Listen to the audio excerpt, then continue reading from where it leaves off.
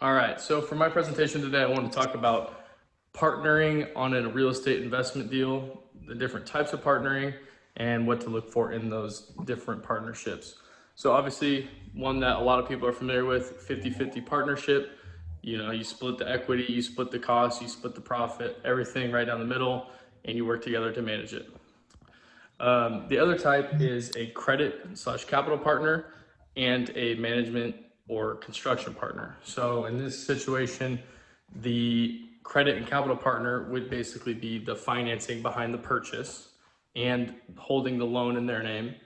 And then the management/construction partner, if it is a rehab project like the one I'm standing in currently, they would manage the construction and the rehab of the project, and then you'd form an LLC. The LLC would then hold the title, but the individual that's the credit capital partner would hold the loan in their name.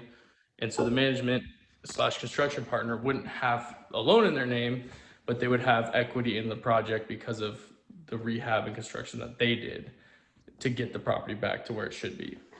Another type of partnership would be, different equity splits. So a 25-75, a 30-70, whatever it may be, 60-40, all that stuff. When you're talking about those type of partnerships, you really got to dial in the responsibilities of each partner.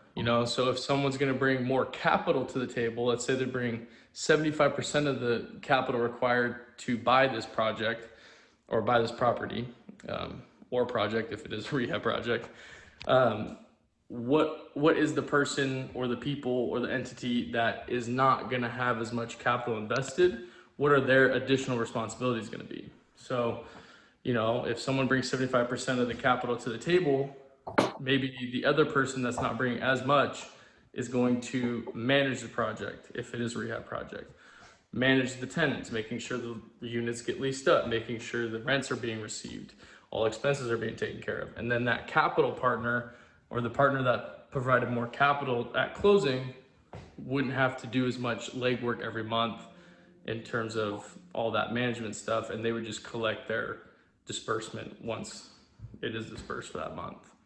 One other thing to be aware of is forming an LLC for partnerships is probably the easiest way to protect yourself without having to draw up a bunch of legal documents. It's important to have an operating agreement in place that all parties agree with, because having a bunch of just word of mouth and handshake deals is great if you know the person, but in order to protect yourself to the best of your ability, spending the $150 to form an LLC and keep it registered every year is probably the easiest way that anyone can protect themselves in a real estate investment. One other example I want to talk about is that credit/capital partner and the construction partner. One way to work that is that capital and credit partner brings the capital required to close as the down payment for the property. And then if it's a rehab project, once it's done with construction, that partner is going to hold the refinanced loan in their name. In order to accomplish that, there's transfer of title that has to happen and all that fun stuff, but I'm not going to get too far into that today. And so, if one person brings the capital and holds the loan in their name, what's the other person going to do, or the other entity going to do to carry their weight? Well, they're going to manage everything. They're going to manage the construction, all the rehab that has to get done to get the property back to where it should be. That partner is going to manage all that, manage the contractors, and most likely even finance the rehab budget. If they're not going to use their own cash, they're going to be the ones responsible for obtaining that rehab loan and making sure the construction gets done on time, on schedule, and the way it should be. So that's kind of what that breakdown would look like. So in terms of partnering on real estate investments, you can get super creative. You can do a bunch of different partnership styles, LLCs, whatever it may be. You could have a handshake deal. You could partner with your parents. There's so many different ways to structure a real estate investment partnership. These are just kind of the three most common ways that I've seen and I've used personally that I know work They protect you, especially if you do the LLC and have an operating agreement that everyone signs, everyone's a member of the LLC. Like I said, it's really affordable, not hard to keep up, and it's going to protect everyone involved in that investment. So that's my brokerage presentation on different types of real estate partnerships and agreements. If you have any questions, let me know. Sweet.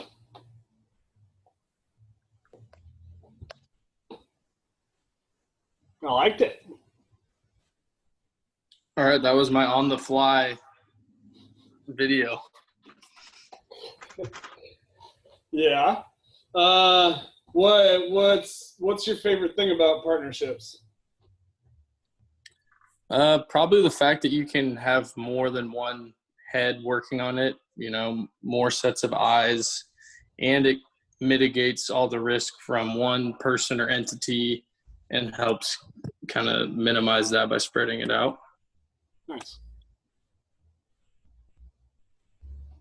What when you're looking for a partner, what are the reasons to find a good partner? It kind of depends. I mean, for me personally, I'm not very financeable and being self-employed and all that fun stuff. So having a partner that has a good W-2 and can obtain loans is definitely a benefit of finding a partner. Or maybe a partner has connections or has the ability and resources to handle construction better than I could on my own, or you know, has more experience than me, and I can learn from them, from a more experienced partner if they are able to partner in whatever real estate investment that they're trying to handle. All right. You broke up a lot there, but that's okay. I think what you tried to say was finding someone that complements you is a good way to start looking for partners.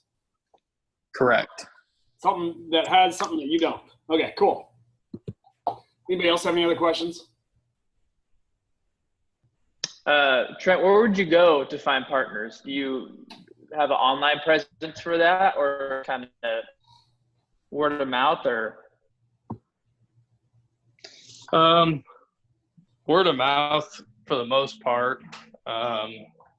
There are ways to have an online presence and obtain partners that way, but you have to be careful with all the making sure, like, the whole accredited and SEC stuff that goes with that, which I don't really know a whole lot about, but just kind of your sphere and people that want to get into real estate investing, I would say, is the best way. Would our WIN event be a good source for that?